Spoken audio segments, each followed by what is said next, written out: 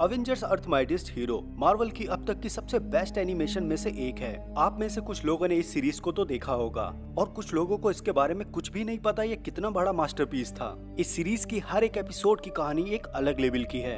अगर आप ये सीरीज कई साल पहले देखकर भूल चुके हो तो अपनी यादों को ताजा करने का सही समय आ गया है। और अगर आपको इस सीरीज के बारे में कुछ भी नहीं पता तो मैं प्रॉमिस करता हूँ ये सीरीज आपको पसंद आएगी। साथ ही अगर आप इस चैनल पर नए आए हो तो प्लीज चैनल को सब्सक्राइब कर लेना और लाइक भी कर देना। मैं हूँ C53 से वॉचर और द वॉचर शो पे आप सभी का स्वागत करता हूँ।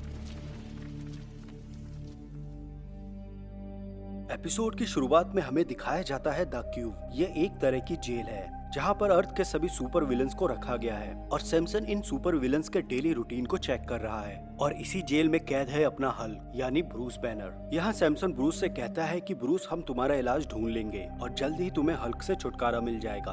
और ये क्यूब एक जेल के साथ एक गामा रिसर्च सेंटर भी है। ये सुनकर ब्रूस कहता है शील्ड और रॉस तुमसे झूठ बोल रहे हैं। वो बस इतना चाहते हैं कि हम राक्षसों पे कैसे कंट्रोल किया जाए और तुम सच जानना चाहोगे ये क्यूब है क्या। और सच तो ये है कि ये क्यूब एक गामा बॉम्ब है जो कभी भी फट सकता है।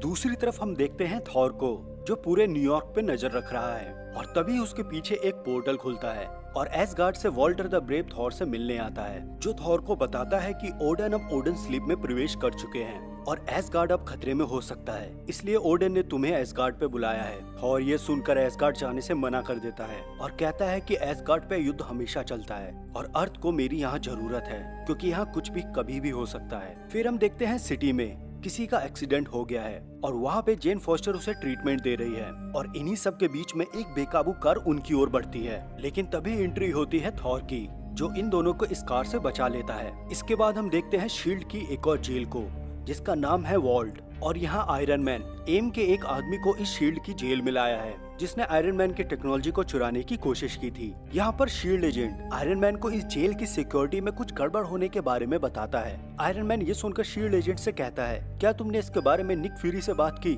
यहाँ शील्ड एजेंट आयरन मैन को बताता है कि मैं इस बारे में बस तुमसे बात करना चाहता हूँ। आयरन मैन कहता है कि पेपर पॉट से पहले एक मीटिंग फिक्स कर लो और हम इसके बारे में कल बात करेंगे। ये बोल के आयरन मैन यहाँ से चला जाता है। इसके बाद हम देखते हैं शील्ड हेलीकैरियर को जहाँ पर शील्ड की तीसरी जेल है और जिसका नाम है द बिग हाउस और इस बिग हाउस को कंट्रोल कर रहे हैं एंटमैन और अल्ट्रॉन। जहाँ एंटमैन मैड थिंकर से पूछ रहा है कि तुमने कहा था कि कुछ होने वाला है। ये सुनकर मैड थिंकर कहता है सवाल ये नहीं कि कुछ होने वाला है, सवाल ये है कि कब होने वाला है। और दूसरी तरफ वास्प मारिया हिल से किसी प्रस्ताव के बारे में बात कर रही है और तभी यहाँ पे ब्लैक विडो नजर आती है जिसके बारे में वास्प को अभी तक कुछ नहीं पता। साथ ही यहाँ की कुछ इलेक्ट्रिसिटी में भी प्रॉब्लम हो रही है और यही सेम प्रॉब्लम बाकी 3 जेलों में भी हो रही है। और इसके बाद हमें दिखाया जाता है कि इन सभी जेलों से सुपर विलन्स एक एक करके आजाद हो रहे हैं जहाँ पे हॉकाई भी कैद था। साथ ही इसका असर पड़ा बिग हाउस पर भी जहाँ एंटमैन मैड थिंकर के सेल के सामने था और अचानक ही सेल की सारी सिक्योरिटी ऑफ हो गई और द बिग हाउस के सभी विलन्स अपनी सेल से बाहर आ गए और बिग हाउस जेल अपनी रियल फॉर्म में बड़ा हो गया जिसको छोटा कर एंटमैन ने शील्ड के अंदर ही बनाया था। बिग हाउस के बड़े होते ही उसने शील्ड हेलीकैरियर को नष्ट कर दिया और दूसरी तरफ क्यूब में भी गामा रेडिएशन बहुत तेजी से बढ़ रहा है और अचानक से ही गामा बॉम्ब का ब्लास्ट होता है और इधर शील्ड हेलीकैरियर बहुत तेजी से नीचे गिर रहा है जिसको कंट्रोल करने के लिए निक फ्यूरी अपने एजेंट्स को ऑर्डर देता है। तभी निक फ्यूरी के पास एक एजेंट आके निक फ्यूरी को बताता है कि हमारे सभी जेल के सिस्टम अचानक से बंद पड़ गए हैं और किसी का कोई जवाब नहीं आ रहा। बिग हाउस के विलन्स को रोकने के लिए शील्ड एजेंट उनसे लड़ते हैं। वास्प और मारिया हिल भी इनके साथ हैं। लेकिन तभी वास्प को याद आता है कि बिग हाउस में एंटमैन भी था और शायद उसको हमारी जरूरत है। दूसरी तरफ आयरन मैन वॉल्ट जेल से वापस आ रहा था तब उसके पास पेपर की कॉल आती है जो उसे बताती है कि शील्ड और वॉल्ट पे हमला हुआ है और शायद तुम्हें उन्हें बचाना चाहिए। ये सुन के आयरन मैन सीधा जेल की तरफ बढ़ता है और इधर थॉर और जेनेट एक साथ कोल्ड कॉफी का मजा ले रहे हैं जहाँ थॉर जेनेट को ओडन स्लिप के बारे में बता रहा है और इसी कन्वर्सेशन के बीच में थॉर को एक धमाका सुनाई देता है और वो तेजी से इस धमाके की ओर बढ़ने लगता है। दूसरी तरफ हम देखते हैं क्यूब में ब्रूस बैनर अब आजाद हो चुका है लेकिन वो अभी इस मलबे के नीचे है और तभी यहाँ पे सैमसन आता है जो ब्रूस को बताता है कि गामा रेडिएशन पूरी तरह से फैल चुका है और सभी विलन्स यहाँ से भाग चुके हैं। सैमसन ब्रूस की इस मलबे से निकलने में मदद करता है और इन सब के बीच में ही जैसे ही सैमसन ट्रांसफॉर्म होने वाला होता है तब जैक्स उस पर हमला कर देता है। फिर हम देखते हैं शील्ड हेलीकैरियर में बिग हाउस पूरी तरह से नष्ट हो चुका है और वास्प भी यहाँ पर पहुँच चुकी है। एंटमैन विलन से मार खा रहा है और अल्ट्रॉन बाकी विलन्स को रोकने रोकने की कोशिश कर रहे हैं। एंटमैन जब इन विलन से लड़ रहा होता है तब हेलिकैरियर अपनी स्टेबिलिटी को खोकर पानी में लैंड कर देता है। दूसरी तरफ वॉल्ट में सारे विलन भागने की कोशिश कर रहे हैं और जिनको रोक रहा है हॉकाई। और तभी वहाँ एंट्री होती है अपने आयरन मैन की।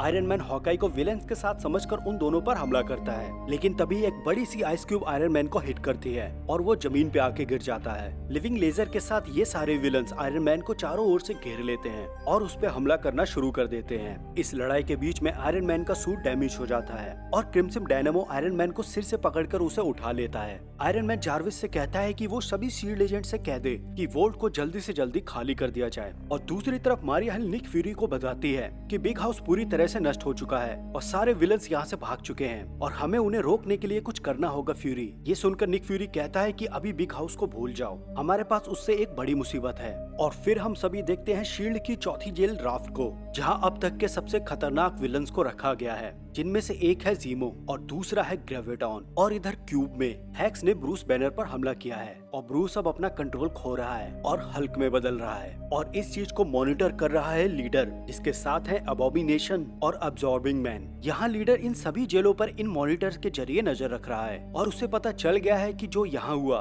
वो सभी जेलों में एक साथ हुआ है। और ऐसा एक साथ कैसे हुआ ये लीडर को भी नहीं पता, लेकिन लीडर आगे बताता है कि हमें यहाँ से भागना नहीं है, यही वो जगह है जहाँ से वो पूरी दुनिया बदलेगा। और उधर वॉल्ट में ये शील्ड एजेंट आयरन मैन को बताता है कि हम सभी बाहर निकल चुके हैं और तुम भी अब वॉल्ट को खाली कर दो। लेकिन इधर आयरन मैन विलेंस के साथ फंस चुका है जो आयरन मैन को चमाकर मारने की कोशिश कर रहे हैं। लेकिन तभी दो एरो क्रिम्सन डायनामो के आर्मर में लगते हैं जो हॉकाई ने शूट किए थे और एक बहुत बड़े विस्फोट के साथ ये दोनों विलेंस दूर जाके गिरते हैं। इसके बाद आयरन मैन जार्विस से इस जेल के सारे सिस्टम को अपने कंट्रोल में करने को कहता है और इस जगह को ब्लास्ट करने का ऑर्डर देता है। आयरन मैन यहाँ से निकल तो जाता है, लेकिन उसका आर्मर थोड़ा वीक पड़ गया है। इसके बाद आयरन मैन जार्विस से पूछता है कि अपडेट क्या है। जार्विस बताता है कुछ ऐसा ही क्यूब में भी हुआ है, साथ ही हेलिकैरियर भी डूब रहा है।